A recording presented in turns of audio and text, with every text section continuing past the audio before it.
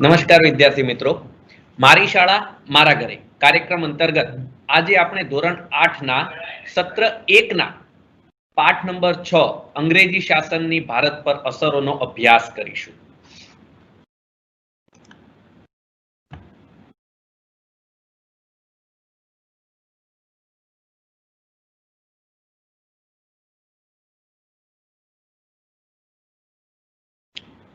મિત્રો, આપણે સૌ જાણીએ છીએ કે ભારતનો ઇતિહાસ ખરેખર ખૂબ જ લાંબો છે.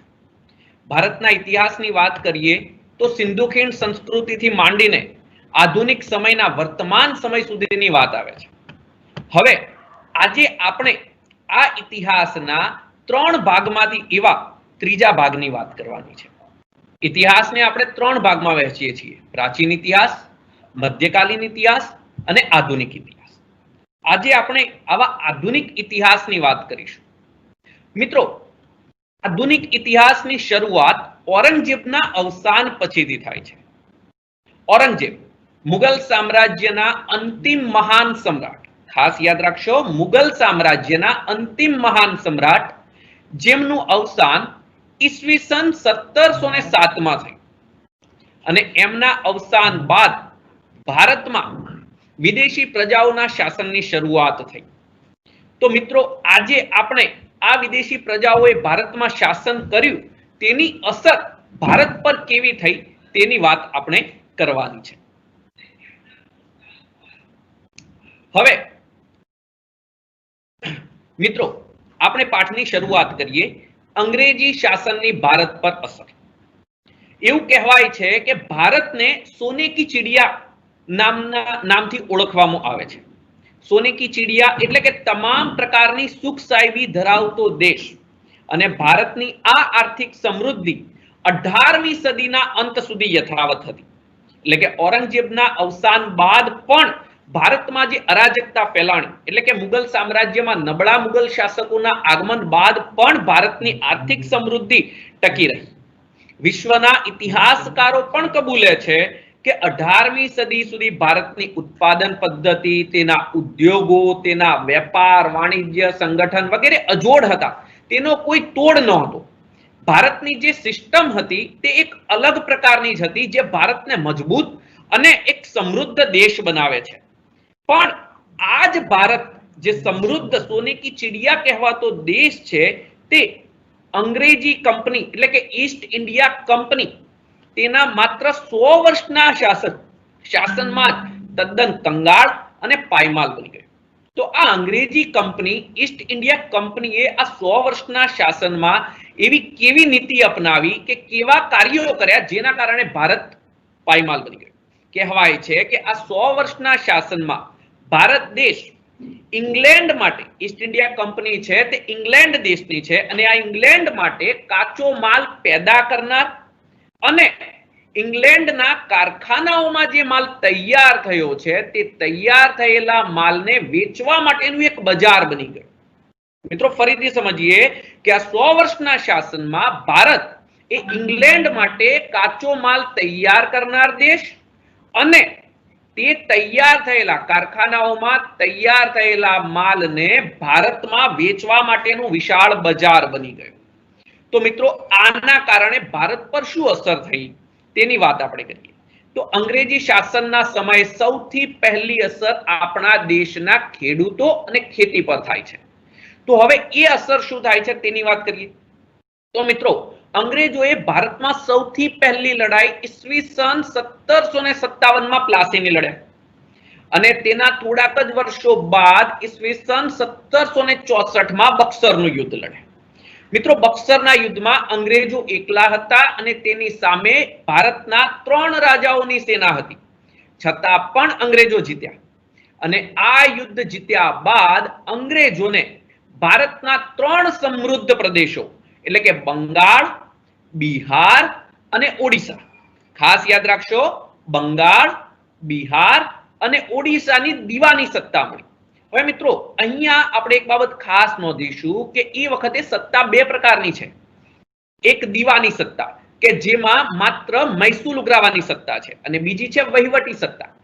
હવે ભારતમાં તે સમયે આ આખા ભારતના સમગ્ર ભારતનું સંચાલન ભારતના મુગલ સમ્રાટોના હાથમાં હતું અને આ મુગલ સમ્રાટ અંગ્રેજોની સામે યુદ્ધમાં હારી ગયા એટલે અંગ્રેજો સાથે એમણે ઈસવીસન 1765 માં અલ્હાબાદની સંધિ કરી અને આ સંધિ અનુસાર એમને બંગાળ, બિહાર અને ઓરિસ્સાનો વહીવટ તો નવાબોને જ આપ્યો, પણ તેમાં એ પ્રદેશોમાં મહેસૂલ ઉઘરાવવાની સત્તા અંગ્રેજોને આપી અને આ મહેસૂલ ઉઘરાવવાની સત્તા અંગ્રેજોને મળી એટલે બંગાળ, બિહાર અને ઓરિસ્સામાં બે પ્રકારનું શાસન શરૂ થયું અને આ બે પ્રકારનું શાસન એટલે આપણે એને દ્વિમુખી શાસન કહીશું.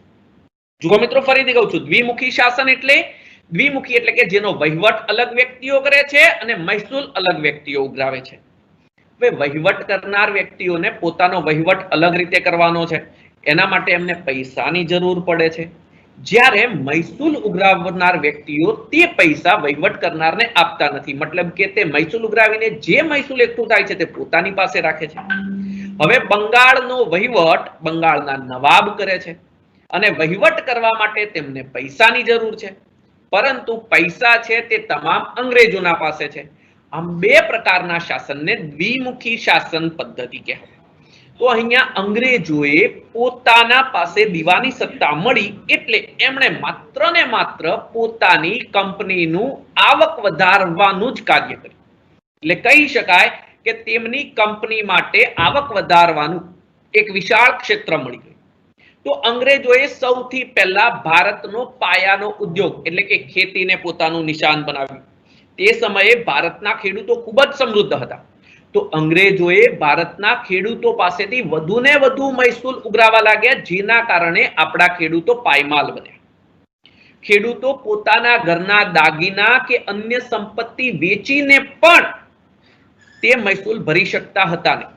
મહેસૂલ એટલું બધું વધી ગયું હતું કે એમને મહેસૂલ ભરવા માટે, મહેસૂલ એટલે કે કર ભરવા માટે પોતાના દાગીના, પોતાના ઘરની સંપત્તિ વેચવી પડતી હતી, છતાં પણ તે મહેસૂલ ભરી શકતા ન હતા અને મહેસૂલ ન ભરી શકવાના કારણે છેવટે ખેડૂતોની જમીન વેચવામાં આવતી હતી. હવે મિત્રો, મહેસૂલ ભરવા માટે ખેડૂત પોતાની જમીન બચાવવા માટે ગમે તે કરીને મહેસૂલ ભરશે અને મહેસૂલ ભરવા માટે તેઓ શાહુકારો એટલે કે વ્યાજે પૈસા આપનાર વ્યક્તિઓ પાસેથી વ્યાજે પૈસા લાવે છે, પરંતુ એ વ્યાજ પણ એટલું બધું ઊંચું છે કે તેની પૈસાની ભરપાઈ પણ તેઓ કરી શકતા નથી. આથી એક સમૃદ્ધ કહેવાતો ખેડૂત હવે ધીમે ધીમે પાયમાલ બની જશે અને આ શાહુકારોની ખેતી વ્યાજ દરનો પ્રથાનો ભોગ બનશે. એટલે શાહુકારોની વ્યાજ પ્રથાનો ભોગ બનતા એ ખેડૂત છેવટે કંગાળ બની જશે. આ જ અરસામાં ઈસવીસન 1770 આસપાસ બંગાળમાં એક ભયંકર દુષ્કાળ પડ્યો. આ દુકાળમાં હજારો લાખોની સંખ્યામાં લોકોના મૃત્યુ થયા. હવે દુકાળમાં આજે પણ જાણીએ છીએ કે જો વરસાદ નથી પડતો અથવા તો વધુ પડતો વરસાદ પડે છે અને જો પાક નાશ પામે છે તો આપણી સરકાર પણ આપણને મદદ કરે છે.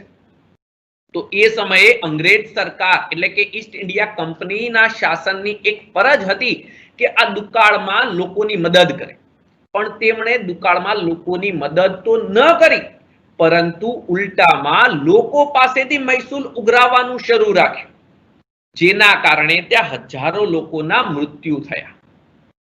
હવે એવા સમયે ત્યાં ભારતમાં ગવર્નર જનરલોનું શાસન છે, જે ઈસ્ટ ઇન્ડિયા કંપની તરફથી શાસન કરે છે અને આ ગવર્નર જનરલમાં એક વ્યક્તિ આવે છે, ગવર્નર જનરલ લોર્ડ કોર્નવોલિસ.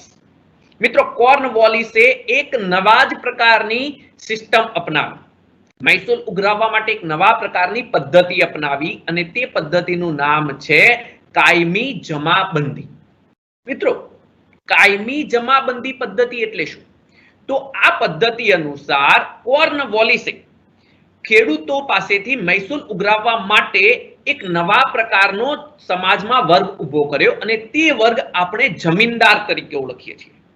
તેમણે જમીનના હક છે જમીનદારોને આપી દીધા અને જમીનદારોને કહ્યું કે તમે ખેડૂતો પાસેથી મહેસૂલ ઉઘરાવીને અમને જમા કરાવો અને તે મહેસૂલની રકમ પણ નિશ્ચિત કરી લીધી.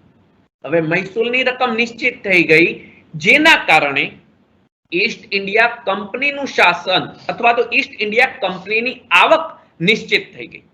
એમની આવક નિશ્ચિત થઈ એટલે એમની સદ્ધરતા વધી, પરંતુ સામેના પક્ષે જમીનદારોએ પોતાને વધુને વધુ સમૃદ્ધ બનાવવા અને મહેસૂલ અંગ્રેજોને જમા કરાવવા માટે ખેડૂતો પર ધ્યાન ન આપ્યું અને ખેડૂતો પાસેથી વધુને વધુ મહેસૂલ ઉઘરાવા લાગ્યા.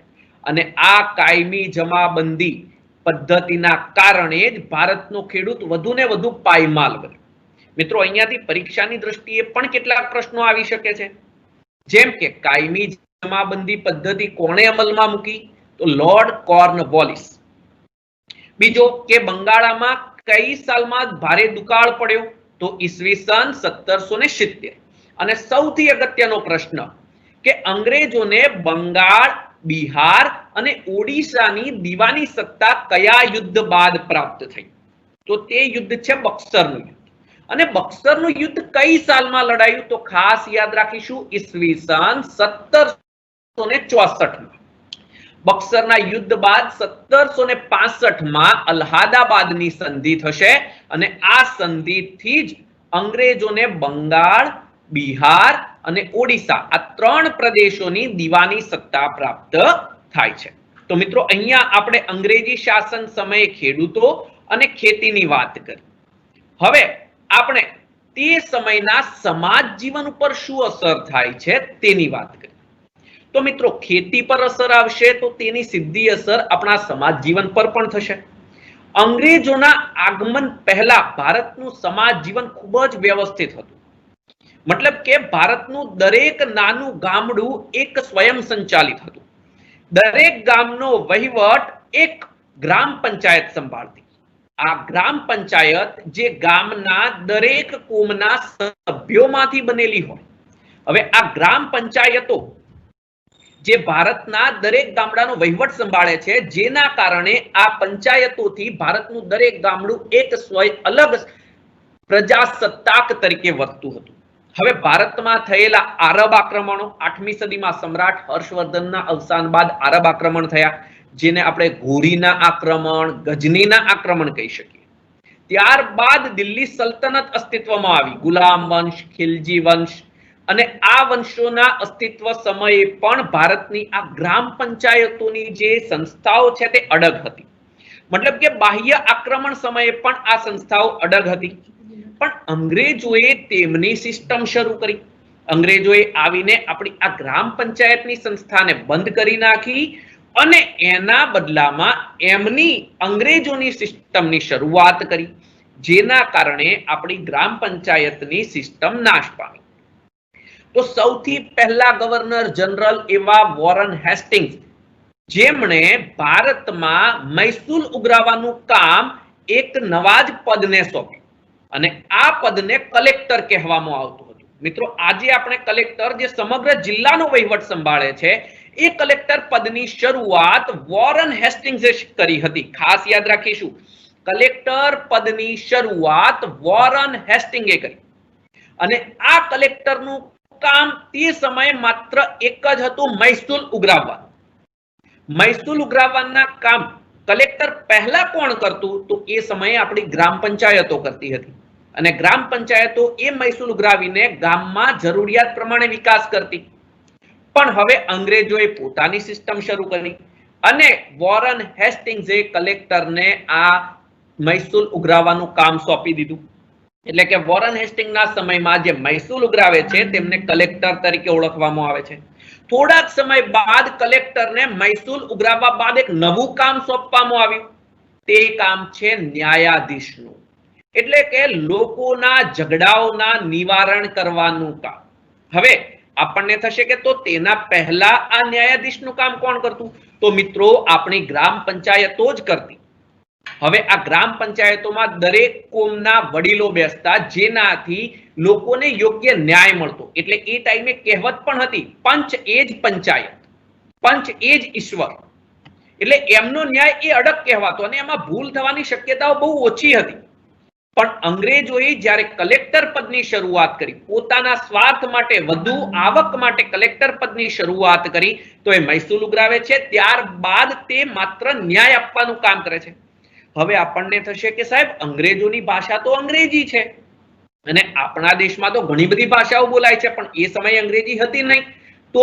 તો મિત્રો અહીંયા એક નિયમ બનાવી દીધો કે તમારે ન્યાય લેવો છે તો તમને ન્યાય અંગ્રેજીમાં જ મળશે. હવે આપણને થશે કે એ અંગ્રેજીમાં ન્યાય આપશે, આપણે ગુજરાતી બોલીશું કે મરાઠી બોલીશું તો કેવી રીતે ચાલશે?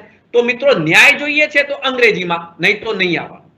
આવો નિયમ થઈ ગયો. એટલે લોકોના સમાજ જીવનમાં પણ અરાજકતા ફેલાવાની શરૂઆત થઈ. લોકોમાં કોમવાદની શરૂઆત પણ અહીંયાથી જ થઈ એવું કહી શકાય. અને આ અંગ્રેજોના આ રાજ્યતંત્રના આવા અણઘડ વહીવટના કારણે જ આપણા દેશની પ્રાચીન જે ગ્રામ પંચાયતોની વ્યવસ્થા છે તે સંસ્થાઓ નાશ પામી. આ ઉપરાંત અંગ્રેજોએ ધીમે ધીમે આપણા સમાજ જીવનમાં રસ લેવાની શરૂઆત કરી અને સમાજ જીવનમાં રસ લીધો એટલે એમાં સુધારાની શરૂઆત કરી. પણ સુધારા સારી બાબતો છે, પણ સુધારાની જે રીત હતી તે આપણા દેશમાં એક પ્રકારે અવ્યવસ્થા ફેલાવે છે. તેમણે સુધારા સીધે સીધા એપ્લાય કરી લીધા, સીધે સીધા અમલમાં મૂક્યા, જેના કારણે આપણા દેશના જે રૂઢિચુસ્ત લોકો હતા તે સમયના, તેમના મનમાં એક પ્રકારનો ભય ઊભો થયો કે અંગ્રેજો જબરદસ્તી આપણા દેશમાં તેમનો ખ્રિસ્તી ધર્મ અંગીકાર કરાવે છે અને આપણા દેશની પ્રાચીન સનાતન ધર્મની સંસ્કૃતિનો નાશ કરી રહ્યા છે. એટલે કે હવે આપણા દેશને પણ તેમના ઇંગ્લેન્ડ જેવો બનાવી રહ્યા છે. અને આ ભયના કારણે ભારતમાં અંગ્રેજો પ્રત્યે રોષ પેદા થવા લાગ્યો. બીજું, અંગ્રેજોએ પોતાના વેપારી માળખાને વધુને વધુ વિકસાવવા માટે રેલવેની શરૂઆત કરી અને ભારત પર પકડ વધુ મજબૂત બનાવવા માટે ભારતમાં લશ્કરની પણ શરૂઆત કરી. અને આ રેલવે અને લશ્કરમાં પણ ભારતની સામાજિક વ્યવસ્થાની વારંવાર અવગણના કરવામાં આવી, જેના કારણે રૂઢિચુસ્ત લોકો વધુને વધુ નારાજ થવા લાગ્યા. મિત્રો, આગ્રા જેવા શહેરમાં તો એવું એક ફરમાન, એવો એક આદેશ બહાર પાડવામાં આવ્યો કે દરેક ભારતીયએ તેમની સામે આવતા અંગ્રેજને ફરજિયાતપણે સલામ ભરવી. જો સલામ ન ભરે તો તેમને દંડ ફટકારવામાં આવતો. તો અંગ્રેજોના આવા નીતિ નિયમો એટલે કે વધુ પડતા અણઘડ નીતિ નિયમોના કારણે ભારતીય લોકોના મનમાં અંગ્રેજો પ્રત્યે રોષ જાગવા લાગ્યો અને છેવટે ભારતના સમાજ જીવનની પણ એક બરબાદીની શરૂઆત થઈ તેવું આપણે કહી શકીએ. હવે મિત્રો આપણે સમજ્યા ખેતી, ત્યારબાદ સમાજ જીવનની વાત કરી. હવે આપણે વાત કરીએ ભારતના વેપાર અને ઉદ્યોગોનો વિનાશ કેવી રીતે થાય. તો અંગ્રેજી કંપની ઈસ્ટ ઇન્ડિયા કંપની જે ભારતમાં માત્ર ને માત્ર વેપાર કરવા આવી હતી, એમની સાથે અન્ય ઘણી બધી કંપનીઓ વેપાર કરવા આવી હતી વિદેશમાંથી. આ તમામ કંપનીઓ અને ભારતના દેશી રજવાડાઓને હરાવીને ઈસ્ટ ઇન્ડિયા કંપનીએ પોતાની સત્તા, પોતાની પકડ મજબૂત બનાવી અને ભારતના વેપાર પર પોતાનું એક હથ્થું શાસન શરૂ કર્યું. હવે પોતાનું શાસન શરૂ કર્યું, જેના કારણે ભારતના પ્રાચીન વેપાર ઉદ્યોગો જે હતા તેનો નાશ થવા લાગ્યો. તો તે કેવી રીતે થયો, હવે એની વાત કરીએ આપણે. તો એવું કહેવાય છે કે અંગ્રેજોના આગમન પહેલા હિન્દની હાથસળો, મિત્રો હાથસળો એટલે હાથથી બનાવવામાં આવેલું કાપડ. ભારતમાં પહેલા સાધનો નહોતા ત્યારે તમામ ઉદ્યોગો ગૃહ ઉદ્યોગના જેમ વિકસતા હતા અને લોકો પોતાના હાથેથી તે વસ્તુઓ બનાવતા, જેના કારણે દરેક વ્યક્તિ સદ્ધર હતા. અને આ હાથસળોથી બનતું કાપડ એશિયા અને યુરોપને પોતાનો બધો જ કાચો માલ પૂરો પાડે છે, જેના કારણે પશ્ચિમના વેપારીઓ ભારતમાં માલ ખરીદવા આવતા હતા. હવે મિત્રો, ભારતમાંથી કઈ કઈ વસ્તુઓ વિદેશમાં નિકાસ થતી હતી, મતલબ કે વિદેશમાં જતી હતી? તો ભારતમાંથી શણ, ઊન, સૂતર, સૂતર એટલે કે ખાદી, શણ, ઊન, રેશમ, સૂતરનું કાપડ, આ બધી જ બાબતો. આ ઉપરાંત ઢાકાનું મલમલનું કાપડ, સુરોખાર, મીઠું, સાકર, આ બધી જ બાબતોની વિદેશમાં ખૂબ જ માંગ હતી. અને એના બદલામાં હવે આપણે દુકાનમાં કોઈ વસ્તુ લેવા જઈએ છીએ, દુકાનમાંથી આપણે કોઈ વસ્તુ ખરીદીએ તો એના બદલામાં આપણે પૈસા આપીએ છીએ. તો એવી જ રીતે એ સમય આ વસ્તુઓ જ્યારે આપણે વિદેશીઓને આપતા હતા તો એના બદલામાં એ સમય આપણે સોનું અને ચાંદી લેતા હતા. એટલે કે રેશમ, સૂતર, ખાદી કે અન્ય કોઈ વસ્તુઓ વિદેશમાં જ્યારે નિકાસ થતી તો એના બદલામાં આપણને તે દેશમાંથી સોનું અને ચાંદી આવતા હતા, જેના કારણે ભારત અઢળક સમૃદ્ધિ ધરાવતો દેશ હતો અને આ સોના અને ચાંદીની આયાત થતી હતી. પણ અંગ્રેજી શાસન, ઈસ્ટ ઇન્ડિયા કંપનીના શાસનનો અમલ થયો એની સાથે જ આ પ્રવાહ ઉલટો થઈ ગયો, સ્થિતિ બદલાઈ ગઈ. હવે શણ, ઊન, રેશમ, સૂતર, ઢાકાનું મલમલનું કાપડ અથવા તો સુરોખાર, મીઠું, સાકર વગેરે ભારતમાંથી તો નિકાસ થાય જ છે, પણ જે સોનું કે ચાંદી ભારતમાં આવતું હતું તેના બદલે હવે સોનું કે ચાંદી જે ભારત પાસે હતું એ પણ હવે અહીંયાથી ઇંગ્લેન્ડમાં જવા લાગ્યું, જેના કારણે ભારતના ઉદ્યોગ ધંધાઓ નાશ થવા લાગ્યા. એટલે કે આપણો તમામ કાચો માલ ઇંગ્લેન્ડમાં જવા લાગ્યો અને એના બદલામાં આવતું સોનું ચાંદી હવે સ્ટોપ થઈ ગયું, અટકી ગયું, જેથી ભારતના વેપાર ધંધા પડી ભાંગ્યા. ભારતમાં ઉત્પન્ન થતો તમામ કાચો માલ અને ભારતમાં એકઠા કરેલા રૂપિયા અંગ્રેજોએ ઈસ્ટ ઇન્ડિયા કંપનીના માધ્યમથી ઇંગ્લેન્ડમાં મોકલાવી દીધા અને ઇંગ્લેન્ડમાં આ જ રૂપિયા અને આ જ કાચા માલની મદદથી નવા ઉદ્યોગોની શરૂઆત થઈ. એક નવી જ ઔદ્યોગિક ક્રાંતિને વેગ મળ્યો.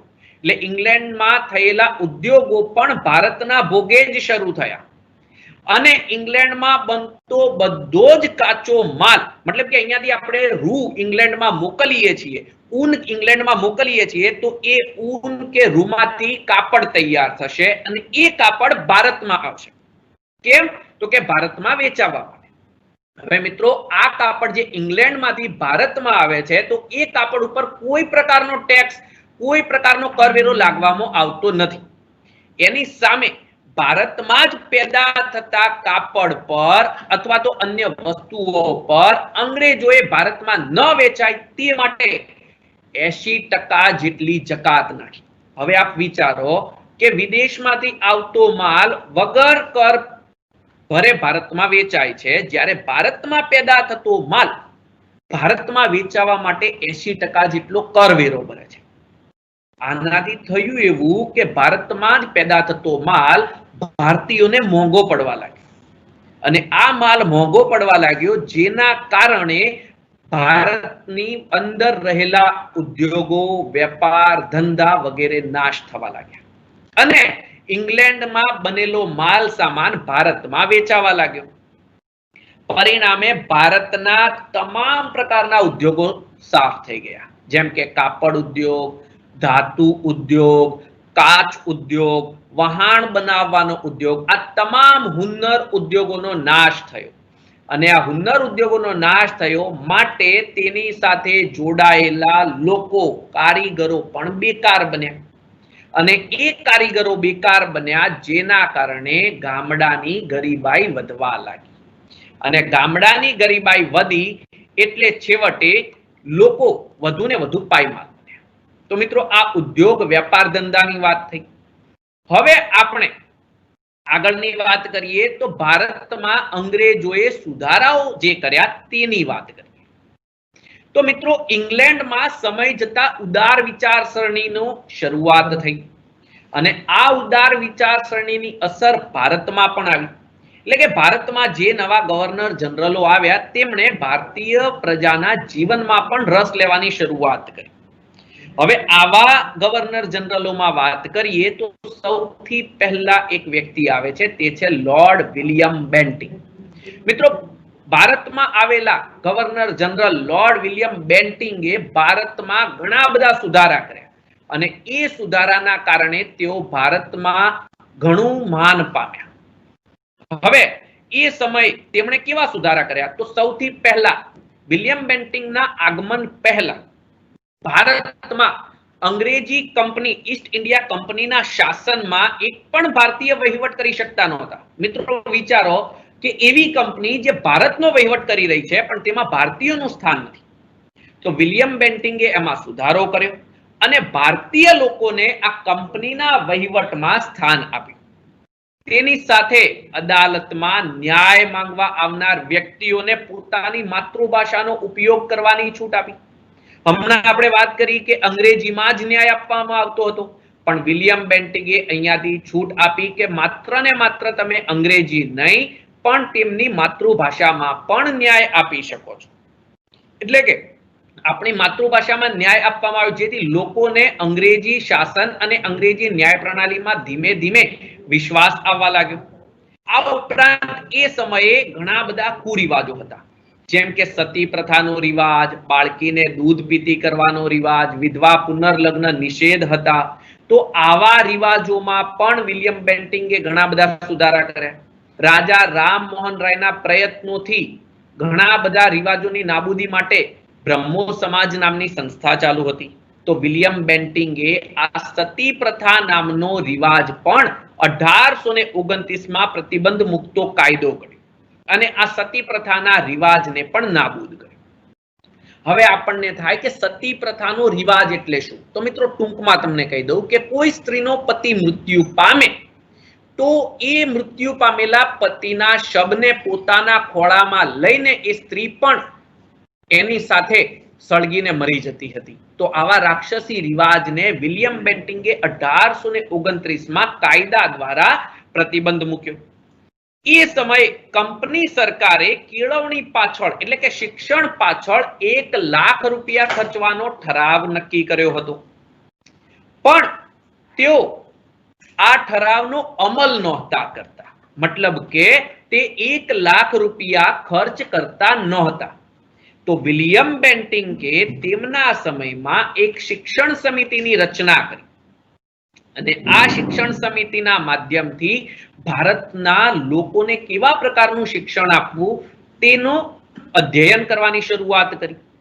મિત્રો અહીંયા એક બાબત આપણે ખાસ નોંધ રાખીશું કે વિલિયમ બેન્ટિંગનો વિચાર તો સારો હતો, પણ 1834 માં મેકોલો નામના એક ધારાશાસ્ત્રી આવ્યા અને તેમણે અંગ્રેજી કેળવણીનો વિચાર મૂક્યો।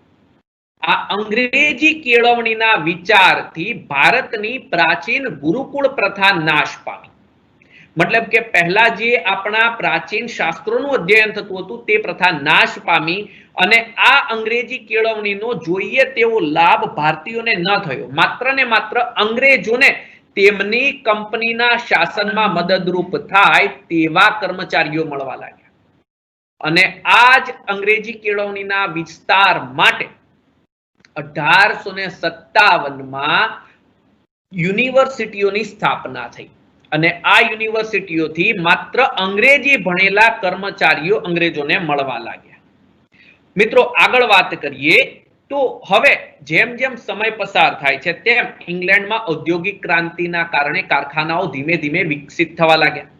તો આ કારખાનાઓમાં પેદા થતો માલ સામાન એક જગ્યાએથી બીજી જગ્યાએ સરળતાથી પહોંચાડવા માટે એમણે રેલવેની શરૂઆત કરી, સંદેશા વ્યવહારની શરૂઆત કરી અને અંગ્રેજોએ ભારતમાં વેપારમાં વધુ લાભ માટે અને લશ્કરી અંકુશ એટલે કે ભારત પર અંકુશ રાખવા માટેથી રેલવે અને સંદેશા વ્યવહારની પણ શરૂઆત કરી।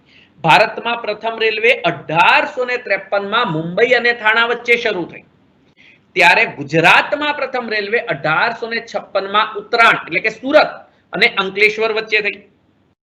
1854 માં તાર અને ટપાલની નવી સંદેશા વ્યવહારની સિસ્ટમોની શરૂઆત થઈ। દેશમાં છાપખાના અને વર્તમાન પત્રોનો વ્યાપ પણ વધવા લાગ્યો। એટલે આ બધા જ સુધારા અંગ્રેજોએ પોતાના સ્વાર્થ માટે કર્યા, પણ આ સુધારાઓથી ક્યાંક ને ક્યાંક ભારતીયોને પણ લાભ થયો।